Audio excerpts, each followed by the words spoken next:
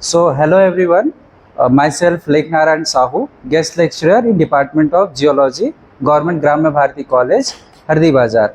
So, today we are celebrating World Tsunami Awareness Day, 5/11/2024। आज हम लोग अपने डिपार्टमेंट में सुनामी जागरूकता दिवस यह प्रोग्राम सेलिब्रेट कर रहे हैं। आज के इस प्रोग्राम में बॉटनी डिपार्टमेंट से हमारे बीच उपस्थित अतिथि व्याख्याता रानू मैम, कल्याण सर, जियोलॉजी डिपार्टमेंट से उत्साह मैम, प्रकाश सर, आप सबका और जितने छात्र यहाँ पे उपस्थित हैं इन सब का इस प्रोग्राम में स्वागत है। तो सुनामी एक जो है वो नेचुरल हजार्ड है। सुनामी क्या होती है, किन कारणों से आती है और इनसे बचने के क्या उपाय किए जा सकते हैं, इन चीज़ों के ऊपर आज हम एक प्रेजेंटेशन के माध्यम से चर्चा करेंगे। इसकी बारीकियों को समझेंगे कि ये सुनामी जो है किन कारणों से आती है, और आप किसी ऐसे क्षेत्र में अगर फंस जाते हैं जहाँ पर सुनामी बहुतायत मात्रा में पाई जाती है, तो उस केस में आप सुनामी से कैसे बच सकते हैं, उसको लेके आज हम इस प्रेजेंटेशन में चर्चा करेंगे। So let's start this presentation. Start करते हैं कि ये जो सुनामी अवेयरनेस डे है, इसका इतिहास क्या है, कि ये कब से मनाया जाता है। ठीक है, सबसे पहले हम यहाँ से स्टार्ट करेंगे। तो सुनामी अवेयरनेस डे हर साल 5 नवंबर के दिन मनाया जाता है। ठीक है, और ये क्यों मनाया जाता है? जितने क्रिएचर्स हैं पृथ्वी पे, ठीक है, ह्यूमन बीइंग हो गए, इसके अलावा जो भी एनिमल्स हो गए, चाहे वो लैंड एनिमल्स हो या ऐसे एनिमल्स जो वाटर बॉडीज में रहते हैं, ठीक है, हर किसी पे सुनामी के कुछ प्रभाव पड़ते हैं। ठीक है, तो इन सुनामी के प्रभाव और इनसे बचने के उपायों के प्रति लोगों को जागरूक करने के लिए 5 नवंबर को वर्ल्ड सुनामी अवेयरनेस डे मनाया जाता है। अब देखते हैं कि इसकी शुरुआत कैसे हुई। तो वर्ल्ड सुनामी अवेयरनेस डे सबसे पहले 2015 में मनाया गया। इसको लेके यूनाइटेड नेशंस में एक बिल पारित किया गया, जो कि यहाँ पे लिखा होगा United Nations general assembly resolution 70/23। ये 2015 में पास हुआ, जिसके बाद से वर्ल्ड लेवल पे 5 नवंबर को सुनामी अवेयरनेस डे के रूप में मनाया जाता है। चलिए आगे देखते हैं सुनामी क्या होती है। तो सुनामी जो है वो हजार्डस मतलब नुकसानदायक ओशन वेव्स होती है। समुद्र से जो लहरें उठती हैं, कभी आप बीचेस पे गए होंगे तो आपने एक्सपीरियंस किया होगा कि बीचेस पे जो है वो समुद्र की लहरें उठती हैं। तो वैसी ही लहरें अगर बहुत अधिक मात्रा में, बहुत अधिक परिमाण के साथ अगर ऊंची लहरें समुद्र में उठें, तो ऐसी लहरों को सुनामी का नाम दिया जाता है। ये सुनामी बहुत ऊंची लहरों के रूप में लैंड एरियाज में, जो बीच है, बीच के बाद जो लैंड होता है, उन एरियाज में सुनामी की वेव्स जो है वो वाटर के साथ में आती हैं, जिससे वो जो लैंड एरिया है वो पूरा जलमग्न हो जाता है। आप लोगों ने बाढ़ की स्थिति देखी होगी, देखिए एक इमेज में दिखा रहा हूँ, ये कुछ ऐसा। ये वाला एरिया जो है वो ओशन का है। ओशन से जो है वो ऐसे समुद्र की लहरें उठती हैं और ये जो है वो लैंड एरियाज में आके पूरा जो जल है, जो वाटर वो अपने साथ लेके आती हैं, उसको लैंड एरिया में फ्लड कर देती हैं। तो ये जो एक नेचुरल हजार्ड है, इसी को सुनामी कहा जाता है। ठीक है, तो आगे हम देखते हैं कि सुनामी जो है वो किन किन कारणों से आती है, इसके क्या क्या कारण हैं। ठीक है, अभी तक आपने सुनामी क्या होता है ये समझ लिया। अब हम देखेंगे कि सुनामी किन कारणों से आती है। ठीक है, तो सुनामी आने का जो पहला और सबसे कॉमन रीज़न है वो है अर्थक्वेक, भूकंप। आप लोग इस एरिया में है, भूकंप यहाँ भी आता है छोटे लेवल पे। जब माइंस में ब्लास्टिंग होती है तो आप लोगों ने एक्सपीरियंस किया होगा कि जो ज़मीन है यहाँ की नीचे की, है ना, वो ज़मीन हिलती है। उससे क्या होता है, ये बिल्डिंग हिलने लगती है, आपके शरीर में भी कंपन होता है। ऐसे ही कंपन अगर समुद्र की सतह पर हो तो उससे जो है वो समुद्र की सतह के ऊपर जो भी वाटर बॉडी होगी, है ना, समुद्र की डेप्थ, एवरेज डेप्थ जो है वो 4500 मीटर होती है। मतलब समुद्र जो है वो लगभग 4.5 किलोमीटर गहरा है। तो समुद्र की सतह से 4.5 किलोमीटर ऊपर तक जो वाटर की लेयर है, उस लेयर में जब कंपन होता है तो उसकी वजह से वो ओशियन वेव्स जनरेट होती हैं। और वही वेव्स जो है वो जब बीचेस से होते हुए लैंड एरियाज में आती हैं वाटर के साथ, तो वो जो है वो सुनामी का रूप ले लेती हैं। ये पहला और सबसे कॉमन कारण है सुनामी के आने का। ठीक है, इसके अलावा दूसरा कारण है अंडर वाटर लैंडस्लाइड। आप लोगों ने टाइटैनिक मूवी देखी होगी, उसमें जो है वो क्या होता है, टाइटैनिक जो शिप है वो आइसबर्ग से टकरा जाती है ना, जिसकी वजह से उसके नीचे वाले हिस्से में छेद हो जाता है और पानी भर जाता है। तो वैसे ही जो आइसबर्ग्स है, बड़े बड़े जो ओशियंस हैं, मेनली 5 जो है वो ओशियंस है, वर्ल्ड ओशियन, ऐसे ओशियंस में ग्लेशियर्स होते हैं। इसके अलावा इनमें जो है वो वॉल्केनोज होते हैं और अंडर वाटर माउंटेन्स होते हैं, मतलब समुद्र के नीचे भी पहाड़ियाँ पाई जाती हैं। तो ऐसी पहाड़ियों में अगर लैंडस्लाइड होता है, भूस्खलन, तो अगर उस क्षेत्र में भूस्खलन हो तो वहाँ पर जो भी मटेरियल होगा वो जो है वो पानी में आके गिरेगा। तो आप लोगों ने देखा होगा, जैसे कोई भी गिलास हो गया या फिर टब में अगर कोई भी भारी चीज़ अचानक से गिरे तो वहाँ पे क्या होता है, लहरें उठती हैं उसमें, है ना। ऐसा आप लोगों ने एक्सपीरियंस किया होगा। तो ओशन में भी अगर ऐसी बड़ी जो चट्टानें हैं वो टूट के गिरे ओशन वाटर में, तो उससे भी जो है वो समुद्र में जो ऊंची लहरें उठेंगी उनसे जो है वो सुनामी की उत्पत्ति होती है। ठीक है, अगला कारण है सबमरीन वॉल्केनिक एक्सप्लोजन। वोल्केनो आप लोगों ने पढ़ा होगा, ज्वालामुखी, है ना। तो ज्वालामुखी विस्फोट होता है तो उससे क्या निकलता है, लावा निकलता है। तो वो लावा अगर बहुत तेजी से पानी में आए तो उससे क्या होगा, पानी में फिर वही चीज़, कोई हैवी चीज़ अगर पानी पे आए तो वहाँ पे लहरें उठती हैं। तो उसी प्रकार से यहाँ पे लहरें उठेंगी, ठीक है, जो सुनामी को जन्म देंगी। ठीक, इसके अलावा जो आखिरी रीज़न है, जो कि जनरली कॉमन नहीं होता, रेयर केसेस में ही पाया जाता है।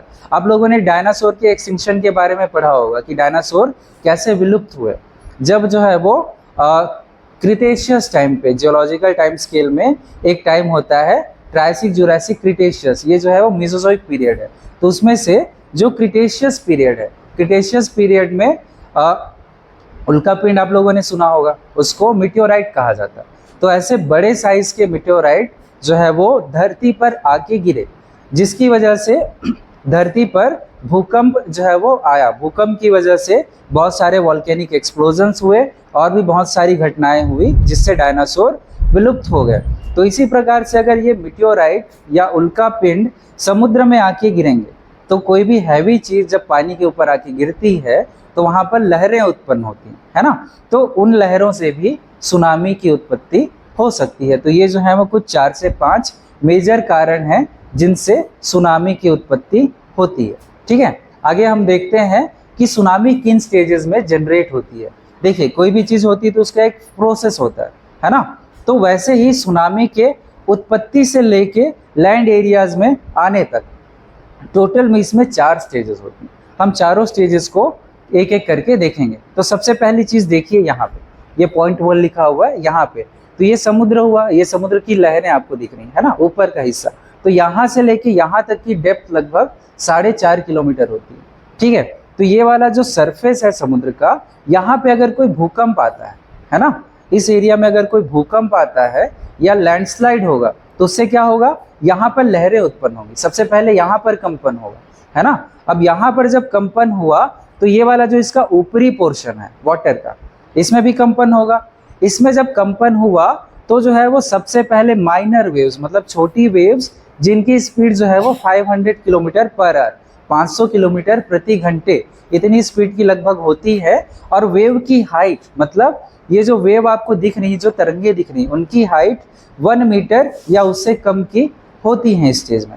अब धीरे धीरे क्या होगा, ये ओशन वेव्स जो हैं वो आगे बढ़ेंगी लैंड की तरफ। ठीक है, तो जैसे जैसे आगे बढ़ेंगी तो आप लोगों ने ये महसूस किया होगा, अब अगर बीच पे गए होगे तो जैसे आप बीच से ओशन की ओर जाते हो डेप्थ बढ़ता जाता है ना। अब यहाँ पे आप ओशन से लैंड की ओर आ रहे हो तो डेप्थ क्या होगा, कम होते जाएगा, है ना। तो ये जो ओशन वेव्स हैं, ये जब इस लैंड वाले एरिया से टकराएंगी तो इससे क्या होगा, पहली चीज़ जो ओशन वेव्स है उनकी स्पीड कम हो जाएगी, और दूसरी चीज़ टकराने की वजह से इनकी हाइट जो है वो बढ़ जाएगी। पहली चीज़ स्पीड कम होगा, दूसरी चीज़ इनकी हाइट जो है वो बढ़ जाएगी। यहाँ पे उसका उल्टा था, यहाँ पर हाइट कम थी, स्पीड ज़्यादा था। इस एरिया में जब आएगा तो स्पीड कम हो जाएगा और जो है वो इसकी जो हाइट है वो बढ़ने लगेगी। इसकी वजह से इस एरियाज़ में ऊंची लहरें उठती हैं। ये स्टेज 3 में बताया गया है। ठीक है, इसमें इसकी स्पीड भी दी हुई है, देखेंगे आप लोग 45 किलोमीटर पर आवर। देखिए 500 किलोमीटर प्रति घंटे से 45 किलोमीटर प्रति घंटे तक स्पीड जो है वो रिड्यूस हो जाती है। ठीक, अब इतनी ऊंची वेव्स जब इस स्पीड से आके बीच से होते हुए लैंड एरियाज में टकराती हैं, तो जो पानी वो अपने साथ लेके आई हैं वेव्स, है ना, वो जो है वो इस लैंड एरिया में फ्लड कर जाती है, इस पूरे एरिया को जलमग्न कर देती है, जिससे जो है वो बाढ़ जैसे हालात उत्पन्न हो जाते हैं। और यही जो बाढ़ जैसे हालात उत्पन्न होते हैं बीचेस पे या फिर ये लैंड एरियाज में, इन्हीं को सुनामी कहा जाता है। अब इससे कई तरीके के नुकसान हो सकते हैं। बाढ़ के हालात तो आपको पता है, जो भी जान माल की हानि होगी, बिल्डिंग्स कोलैप्स हो सकती हैं, है ना, पेड़ पौधे जो है वो टूट के गिर सकते हैं, उस एरियाज में जो भी जीव जंतु रहेंगे उनको नुकसान होगा, जो ह्यूमन लाइफ, जो ह्यूमन सेटलमेंट होगा उनको नुकसान होगा इस चीज़ से। तो ये जो है वो सुनामी के आने से जो खतरे हैं उनके बारे में ये डायग्राम बताता है कि जो सुनामी है वो किन स्टेजेस में डेवलप होती है। ठीक है, आगे हम देखेंगे कि सुनामी, देखिए सुनामी एक नेचुरल डिजास्टर है, इसको हम जो है वो रोक नहीं सकते। ठीक है, पर इसके जो प्रभाव हैं उनको हम कम कर सकते हैं। ठीक है, हम इसको रोक नहीं सकते, अर्थक्वेक को हम रोक नहीं सकते, कोई उल्का पिंड धरती पे आके गिर रहे हैं उसको नहीं रोक सकते, पर हम क्या कर सकते हैं कि इनके जो प्रभाव होंगे आगे चल के, जैसे कहीं पे सुनामी आई तो सुनामी के क्या दुष्प्रभाव हो सकते हैं, उनको हम स्टडी करके पहले से कम कर सकते हैं। जैसे कोई एरिया है जहाँ पे सुनामी आने वाली है पर हमको उसके बारे में नहीं पता, तो उस एरिया में ज़्यादा नुकसान होगा। पर अगर हमको पहले से पता चल जाए कि इस एरिया में सुनामी आने वाली है, तो हम अपने बचाव के लिए कुछ उपाय कर सकते हैं, है ना। तो उन्हीं उपायों के बारे में हम आगे समझेंगे कि सुनामी से बचने के लिए हम कौन कौन से उपाय कर सकते हैं।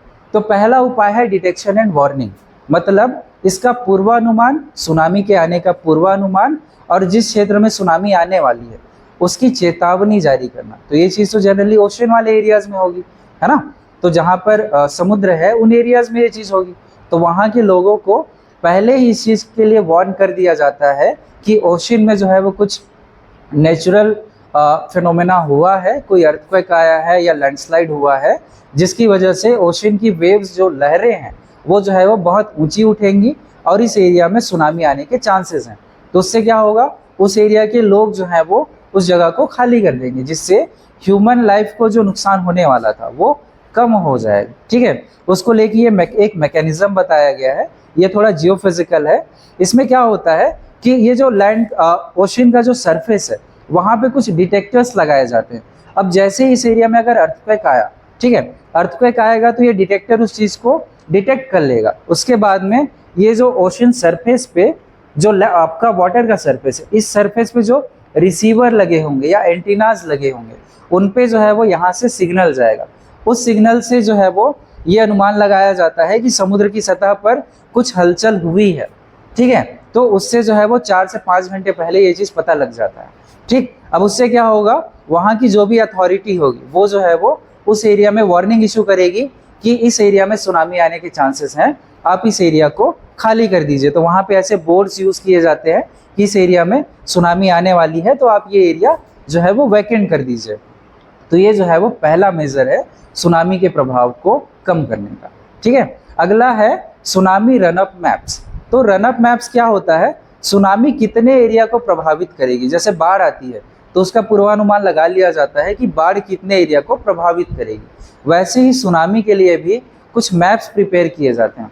वो मैप ये बताता है कि इस क्षेत्र में अगर सुनामी आई तो वो कितने बड़े एरिया को प्रभावित करेगी। तो उसके लिए क्या किया जाता है, उस एरिया को कुछ ऐसा मैप तैयार किया जाता है और उसके आधार पर ये अनुमान लगाया जाता है कि अगर इस एरिया में सुनामी आई तो कितना बड़ा एरिया प्रभावित होगा। तो उस एरिया के लोगों को वहाँ से हटा दिया जाता है, जितना कम से कम नुकसान हो सके वो चीज़ जो है वो करने की कोशिश यहाँ पे की जाती है। ये यूज़ किया जाता है इसके लिए सुनामी रनअप मैप्स। ठीक, अगला है लैंड यूज प्लानिंग। देखिए कोई भी एरिया जब डेवलप होता है ना, बड़ी सिटीज़ जब डेवलप होती हैं तो वहाँ पे क्या होता है, उसकी एक प्लानिंग होती है कि कौन से एरिया में जो है वो बस्तियाँ बनेंगी, टाउन बनेंगे, कौन से एरिया में हॉस्पिटल्स होंगे, कहाँ पे इंडस्ट्रियल एरिया होगा, कहाँ पे स्कूल्स होंगे, कॉलेजेस होंगे, है ना। तो वैसे ही अगर सुनामी वाले एरिया में जहाँ पर सुनामी ज़्यादा आती है उस क्षेत्र में ऐसी प्लानिंग की जाए कि जिस एरिया में सुनामी का प्रभाव ज़्यादा होगा उस एरिया में जो है वो हम ये ह्यूमन सेटलमेंट को कम रखें, उस एरिया में मानव बस्तियों का निर्माण या फिर किसी भी प्रकार का इंडस्ट्रियल यूज़ उस एरिया का कम करें, या फिर वहाँ पे प्रॉपर ड्रेनेज पैटर्न बनाए, नालियों का निर्माण करें, उस एरिया में सारे जो सीवेज के पाइप्स है उनको हमेशा क्लीन रखें, बड़े बनाएं। तो उससे क्या होगा, इस एरिया में अगर पानी आएगा तो वो पानी जो है वो ड्रेनेज पैटर्न से होके वापस ओशन में चला जाएगा। तो इस प्रकार से अगर प्रॉपर प्लानिंग के साथ में जो है वो किसी भी एरिया को डेवलप किया जाए तो सुनामी के प्रभाव को कम किया जा सकता है। ठीक, और ये एक आखिरी उपाय है प्लांटेशन इन कोस्टल एरियाज। आप लोगों ने वृक्षारोपण के बारे में तो पढ़ा ही है कि उसके बहुत से फायदे है ना। तो सुनामी में भी सुनामी के प्रभाव को कम करने के लिए भी इसका जो है वो यूज़ किया जाता है। कैसे किया जा सकता है आप देख सकते हैं। ये जो है वो प्रेजेंट सिचुएशन है, यहाँ पर अभी प्लांटेशन कम है। अगर सुनामी वेव्स आई तो क्या होगा, ये सारे जो यहाँ पे सेटलमेंट्स हैं उनको ये ज़्यादा प्रभावित करेगा, है ना। पेड़ पौधे कम है अभी तो सेटलमेंट ज़्यादा प्रभावित होंगे, ठीक है। पर उसी की जगह पर अगर प्लांटेशन बढ़ा दिए जाए, यहाँ पर बहुत ज़्यादा अवरोध ला दिए जाए, जैसे आप देख रहे होंगे ये सब जो है वो इस एरिया में कुछ अवरोध, पानी के रास्ते में अवरोध अगर हम लेके आ जाएं तो उससे क्या होगा कि ये जो वाटर की वेलोसिटी है और जो इसकी हाइट है वो धीरे धीरे आगे कम होती जाएगी, जिससे क्या होगा सुनामी का जो प्रभाव है हम इसको कम कर सकते हैं, ठीक है। ठीक, तो इतना जो है वो हम सुनामी के बचने के लिए उपाय कर सकते हैं, ठीक है। बस ये प्रेजेंटेशन इतना ही था। इसका मेन मोटिव आपको सुनामी के प्रति जागरूक करने का है। सो थैंक यू, आप लोगों ने इस प्रेजेंटेशन को अच्छे से सुना। होपफुली आप लोग सुनामी के बारे में अब जान चुके होंगे। आप किसी ऐसे एरिया में फंस जाते हैं जहाँ पे सुनामी आती है तो कैसे बच सकते हैं वो आप लोगों ने थोड़ा बहुत सीख लिया होगा, तो इसको लाइफ में भी अप्लाई करेंगे। Okay, thank you very much.